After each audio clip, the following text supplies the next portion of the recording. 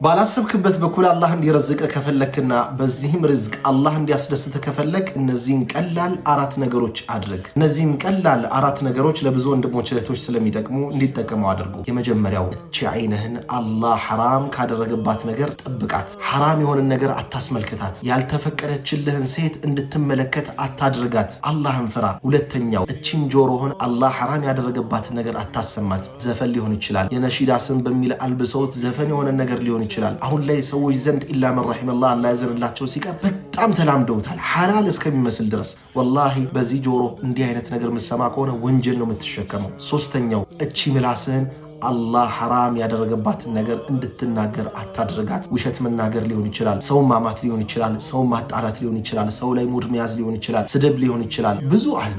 አራተኛው እቺ እጅህን አላህ ሐራም ያደረገባትን ነገር አታሰራት። አላህ የሚያስቆጣ ቪዲዮ ላይክ፣ ሪፖስት፣ ሼር ማድረግ ሊሆን ይችላል፣ ያልተፈቀደላትን ሴት መጨበጥ ሊሆን ይችላል፣ ሰላም ማለት ሊሆን ይችላል። ሌላውና የመጨረሻው ይህን እግርህን አላህ ሐራም ወዳደረገበት ቦታ እንዲሄድ አታድርገው። ሙሉ ሰውነትን አላህ ሐራም ካደረጋቸው ነገር ሁሉ ጠብቃቸው። አላህ ሱብሓነሁ ወተዓላ በቁርአኑ ምን አለ? ወመን የተቂላህ አላህንም የሚፈራ ሰው የጅዐል ለሁ መኽረጃ ለእርሱ መውጫን ያደርግለታል፣ ወየርዙቅሁ ሚን ሐይሱ ላ የሕተሲብ ከማያስበውም በኩል ሲሳይን ይሰጠዋል ወይም ሪዝቅን ይሰጠዋል ማለት ነው። ያ አኺ ወመን የተወከል ዐለላህ በአላህም ላይ የሚጠጋ ሰው በአላህም ላይ የሚመካ ሰው ፈሁወ ሐስቡህ እርሱ በቂው ነው አለ አላህ ሱብሓነሁ ወተዓላ።